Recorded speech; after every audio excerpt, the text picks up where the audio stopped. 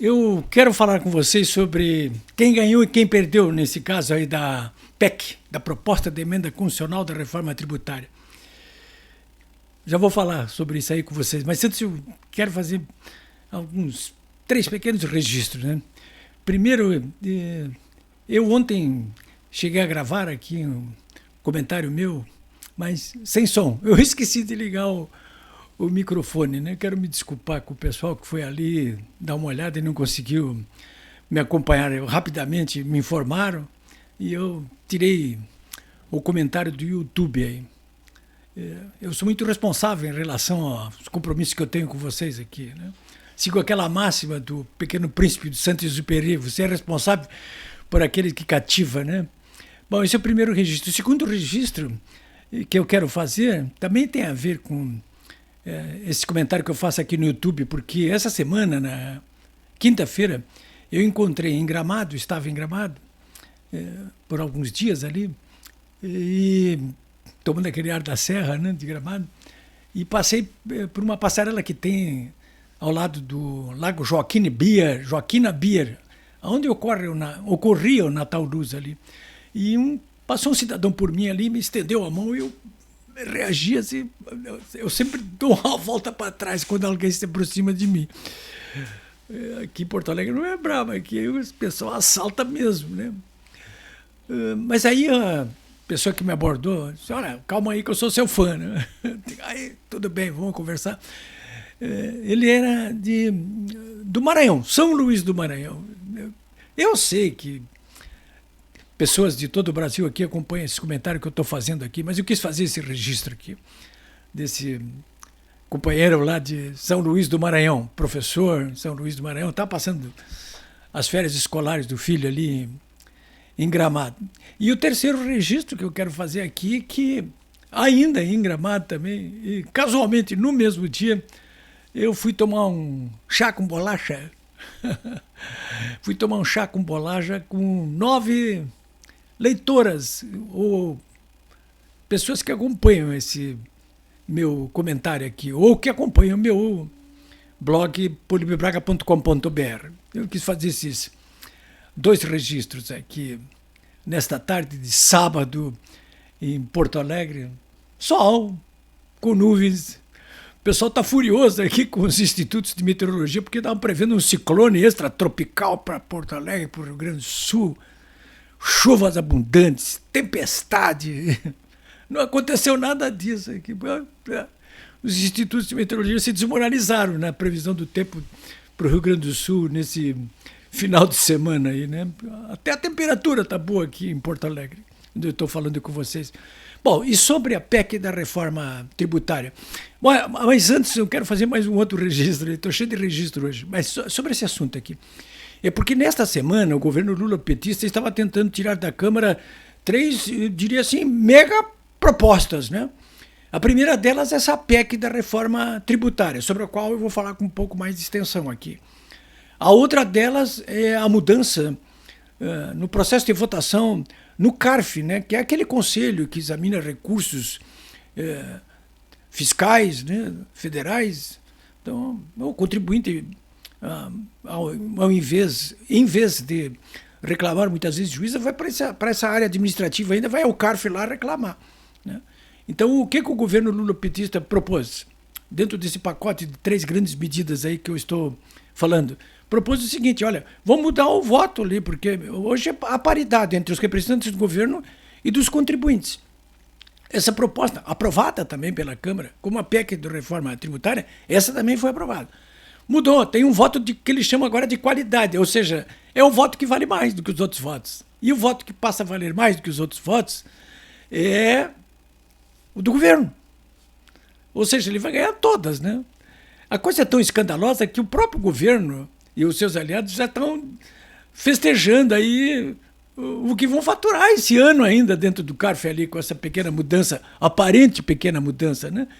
Eles acham que só com isso aí vão faturar mais 51 bilhões de reais dos contribuintes. Pra vocês terem uma ideia do que é esse valor, 51 bilhões, o governo do estado do Rio Grande do Sul, que tem 11 milhões de habitantes, durante um ano inteiro ele não consegue arrecadar de impostos próprios de receita própria, não consegue arrecadar isso aí, 51 bilhões. Né? Chega perto aí, chega aos 40 e poucos bilhões, mas não a 51 bilhões. E é isso que o governo Lula petista vai botar a mão aí. Tá contente, né? Aprovou a PEC da reforma tributária, que o principal beneficiado do ponto de vista da arrecadação é ele, o governo federal, e que além disso ainda até altera o Pacto Federativo e se torna mais forte dentro do Pacto Federativo. Né? E agora aprova esse... No CARF só faltava ter aprovado também o chamado arcabouço fiscal, né? Cujo vórtice, se é que se pode falar assim, é permitir ao governo que ele gaste mais. Né? Ou seja, ele vai arrecadar mais com a reforma tributária que foi aprovada, vai arrecadar mais com as mudanças do voto de qualidade do CARF e vai gastar mais com a passagem, com a aprovação desse arcabouço fiscal. Esse não foi aprovado, não foi votado ainda, ficou para agosto, né? Ficou para agosto. O Lira deixou ali, vamos ficar com esse na mão enquanto nós negociamos, porque estão negociando, né? Estão negociando.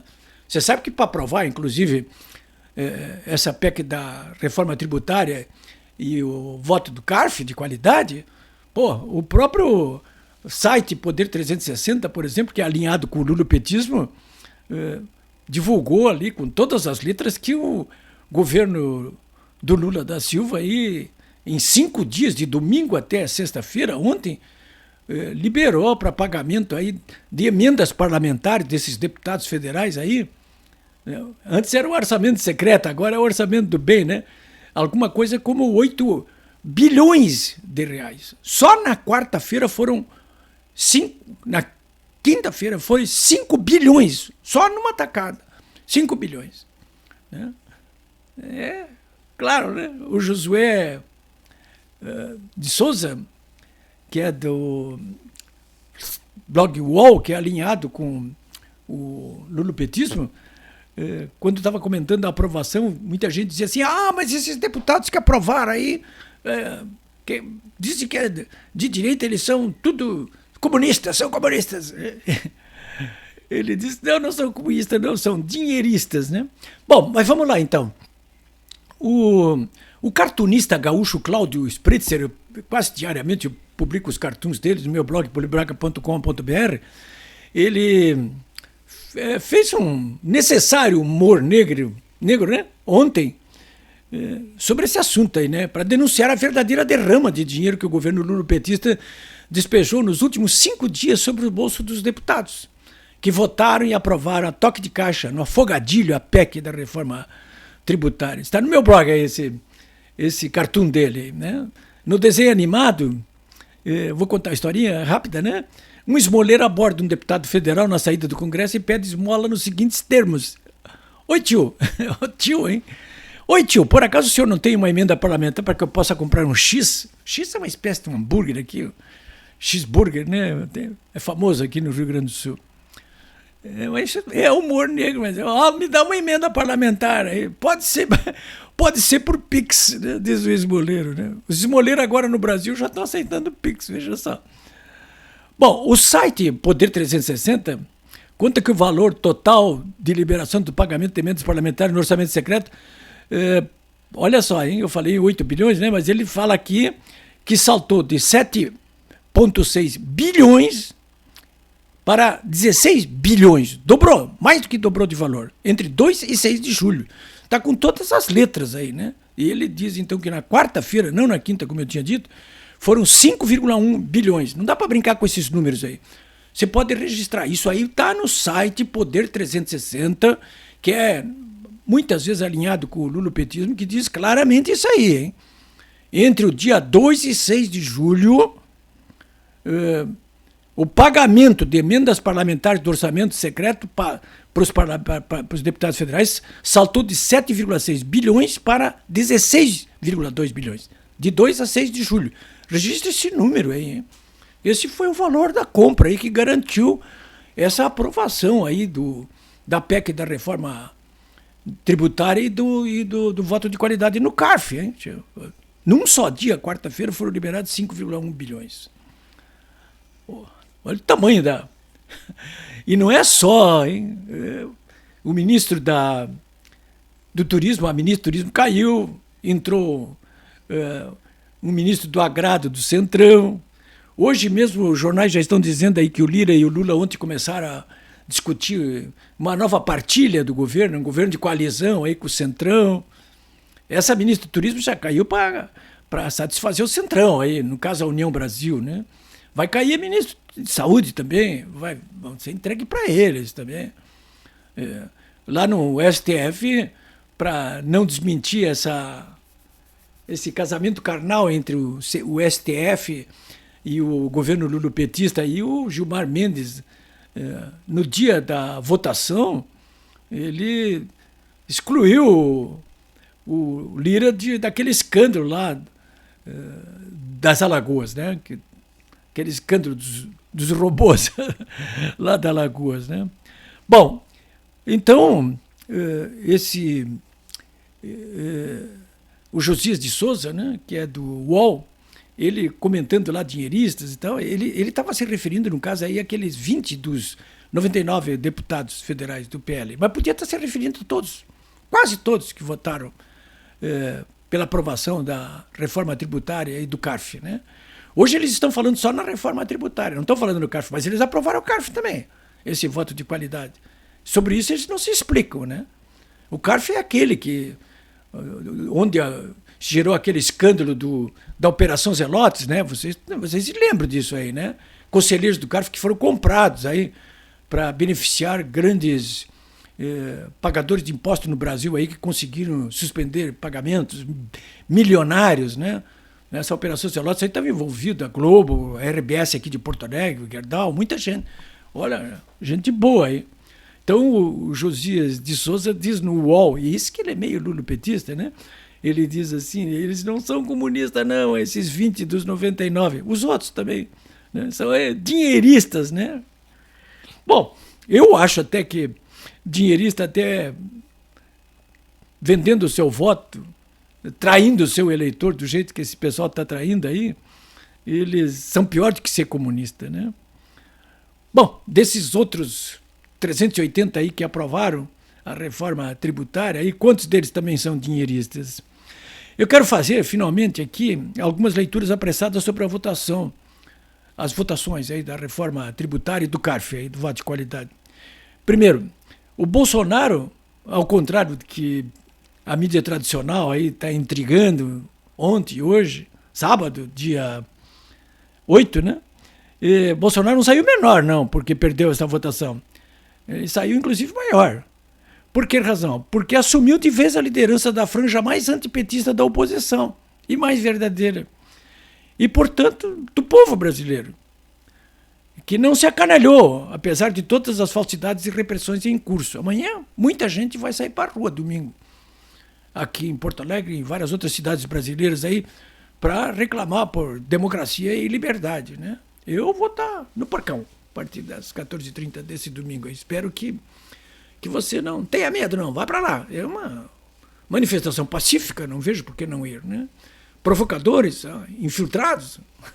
Desde quando que os provocadores infiltrados não comparecem? Tem que em cada manifestação tem um esquema de vigilância grande, muito grande ali, né? E modo de fazer esse tipo de enfrentamento aí. É isso que tem que fazer. Bom, mais do que isso, né? Ainda sobre o Bolsonaro. Bolsonaro, nessa votação, principalmente da PEC, da reforma tributária, ele conseguiu separar o joio do trigo, né? Não fica mais aquele ambiente nebuloso ali, quem é que está do meu lado, mas ele está, não está. Não, ali, olha aqui, ó, preto no branco. Você ou tá ou não tá, né? Ou trepa ou sai de cima. Não é bem assim, né? Então, ele mostrou a cara falsa dos deputados federais que se elegeram nas suas costas, os 20, por exemplo, do PL que se venderam. E também enquadrou o governador Tarcísio Gomes de Freitas de São Paulo, que recebeu um agradecimento público do governo lulopetista e uma lacração direta do incômodo deputado lulopetista André Janones, né, que agradeceu a ele por... obrigado, Tarcísio, por nos ajudar a aprovar essas coisas, né? Bom, houve uma altercação entre o Tarcísio e o Bolsonaro na quinta-feira ali, o pessoal do Bolsonaro não gostou, as redes sociais começaram a falar mal do Tarcísio, mas no dia seguinte, ontem, já os dois conversaram, né? Para se acertar, porque também não nos interessa isso aí, esse tipo de divisão. Bom, finalmente eu quero fazer mais 2 registros. Primeiro, o presidente da Câmara dos Deputados não pode mais ficar fingindo que é independente, né? Ele mostrou a cara de sanguessuga maior da nação. Terceiro, o eixo do mal está mais unido do que nunca, olha só, hein? A mídia tradicional, indecorosa e venal, hoje já no sábado, aí está o Estadão lançando Tarcísio 2026, aí, fazendo intriga, né? Que mais do eixo do mal? Os partidos e políticos de corte fisiológico, né? União Brasil, outros, né? Eles continuam dispostos a trair a própria mãe, né? Eles levaram bilhões de reais das emendas parlamentares e derrubaram até a ministra do Turismo, buscando partilhar o governo aí, fazer um novo governo de coalizão. Por fim, o STF, que, como eu disse há pouco, né? Através do Gilmar Mendes, livrou a cara do Arthur Lira naquele caso cabuloso do processo por corrupção nas Alagoas, né? Eu concluo dizendo o seguinte: e agora? Agora a luta continua. Eu acho que o importante é que vamos confiar na liderança do Bolsonaro e nesses bravos deputados e senadores que fazem a resistência. Porque não existe mal que sempre dure, nem bem que nunca acabe, como diziam os nossos avós, né? Como eu digo já hoje como avô. Outra coisa, não deixem de registrar os nomes de todos os deputados que votaram contra os interesses do povo brasileiro. Não deixem de registrar. Os nomes deles estão todos ali, entra de forma no meu blog polibiobraga.com.br. Por este sábado é isso aí, senhores. Uma boa tarde para todos.